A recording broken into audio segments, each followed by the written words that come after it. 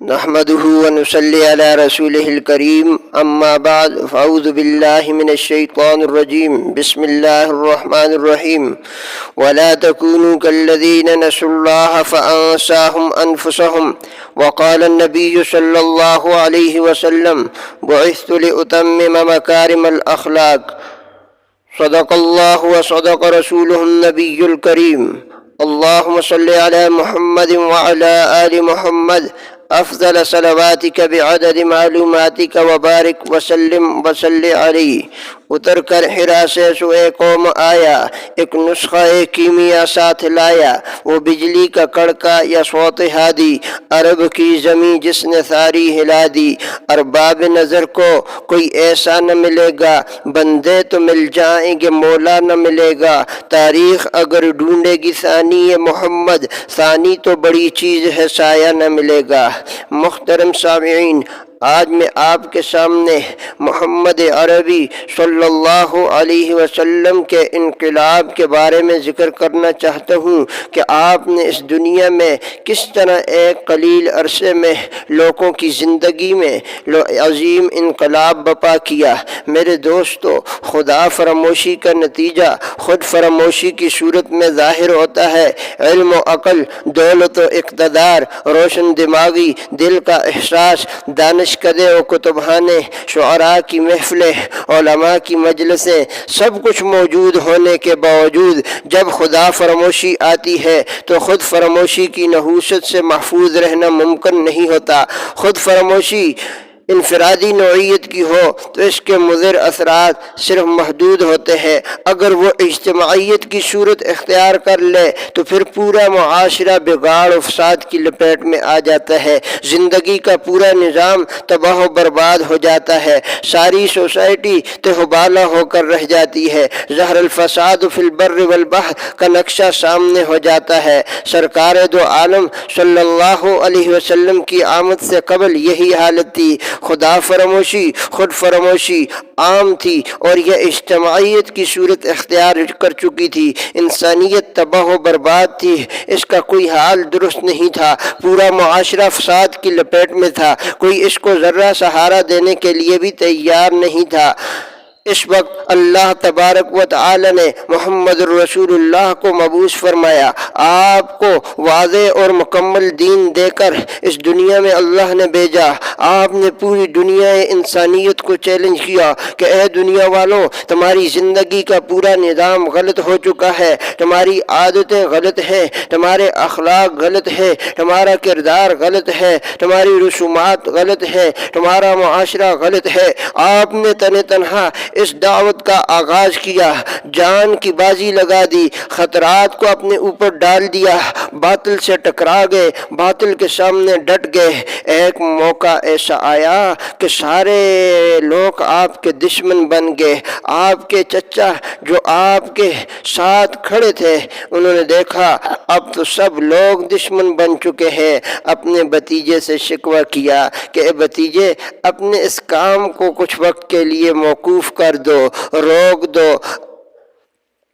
تو سرکار دو عالم نے جواب میں فرمایا، چچا جان، اگر یہ لوگ میرے ایک ہاتھ میں چاند رکھ دیں، دوسرے ہاتھ میں سورج رکھ دیں، تب بھی میں اپنے مشن سے باز نہیں آؤں گا، تب بھی میں اپنی دعوت سے باز نہیں آؤں گا۔ 23 سال میں آپ نے وہ عظیم انقلاب برپا کیا کہ لوگوں کی زندگیوں کا رخ ہی بدل گیا۔ بقول مولانا سید سلیمان ندوی رحمہ اللہ، وہ فرماتے ہیں، اختلاف استعداد کے باوجود ایک چیز ہزاروں لاکھوں افراد میں نمایاں ہو کر سامنے آئی تھی، وہ ایک بجلی تھی جو سب میں کوند رہی تھی، ایک روح تھی جو سب میں تڑپ رہی تھی، وہ بادشاہ ہو یا گدا، امیر ہو یا غریب، حاکم ہو یا محکوم، قاضی ہو یا گواہ، افسر ہو یا سپاہی، استاد ہو یا شاگرد، عابد ہو یا زاہد، غازی ہو یا شہید، توحید کا نور، اخلاص کی روح، قربانی کا ولولہ، خلق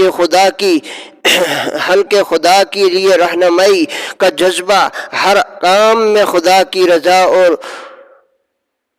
اللہ کی خوشنودی، اللہ کے قرب کا جوش ہر ایک کے اندر کام کر رہا تھا۔ وہ جو کچھ بھی ہو، جہاں بھی ہو، جو کچھ کر رہے ہو، یہ فیضان حق سب کے دلوں میں، سب کے اندر یکساں برابر تھا۔ اب یہ کیسے ہوا؟ ایک بگڑے ہوئے معاشرے کے اندر یہ سوچ، یہ فکر، یہ جذبہ کیسے پیدا ہوا؟ یہ حضور صلی اللہ علیہ وسلم کی دعوت سے، جو آسمانی دعوت، ہدایت ربانی اللہ کی طرف سے عطا کی گئی۔ حضور وہ دعوت ربانی اور جو ہے ہدایت آسمانی کے ساتھ ان لوگوں کے اوپر محنت کی۔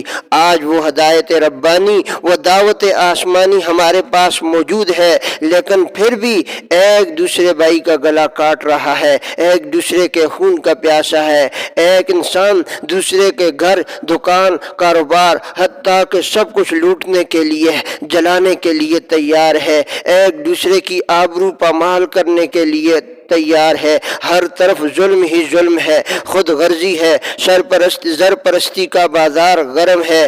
اس کی وجہ یہ ہے کہ ہم نے خود فراموشی کو اپنے اوپر اب مسلط کر دیا ہے، ورنہ سیرت کے جلسے بہت ہو رہے ہیں۔ عید میلاد النبی کے لیے بڑے بڑے جلوس نکالے جا رہے ہیں، بارگاہ رسالت میں نذرانہ عقیدت پیش کرنے میں کوئی کوتاہی نہیں کی جا رہی، ایسے ایسے عظیم کلام پیش کیے جا رہے ہیں بارگاہ رسالت کے اندر، لیکن وہ فضا، وہ ماحول نہیں بن رہا جو صحابہ کے دور میں تھا۔ وہ فضا، وہ ماحول کیوں نہیں بن رہا جو اس وقت تھا؟ میرے دوستو، وہ ماحول اس لیے نہیں بن رہا، ہم نے اجتماعیت کی صورت میں خود فراموشی اپنی اوپر اب مسلط کر دی ہے۔ چنانچہ اگر وہ ماحول آپ پیدا کرنا چاہتے ہیں، اگر ہمارے اندر یہ جذبہ ہے کہ دوبارہ وہی پیار والا، محبتوں والا ماحول پیدا ہو، تو اس کے لیے اس ہدایت ربانی کی طرف رجوع ضروری ہے، سرور کائنات صلی اللہ علیہ وسلم کی تعلیمات کی طرف رجوع ضروری ہے۔ اسی میں ہم سب کا علاج ہے، اسی سے اس معاشرے کے اندر دوبارہ وہ روح، دوبارہ وہ جو ہے ماحول پیدا ہوگا۔ تو آئیے قدم بڑھائیے، حضور کی تعلیمات کی طرف آئیے، تاکہ ہماری زندگیوں کے اندر دوبارہ وہی عظیم انقلاب برپا ہو اور ہم دوبارہ پھر وہی صحابہ جیسا ماحول دیکھ سکیں۔ میرے دوستو، کسی نے کیا خوب کہا، آج بھی ہو جو ابراہیم کا ایمان پیدا، آج بھی جو ہو ابراہیم کا ایمان پیدا، آگ کر سکتی ہے انداز گلستاں پیدا۔ میری زندگی کا مقصد تیرے دین کی سرفرازی، میری زندگی کا مقصد تیرے دین کی سرفرازی، میں اسی لیے مجاہد، میں اسی لیے غازی، وما علینا الا البلاغ المبین۔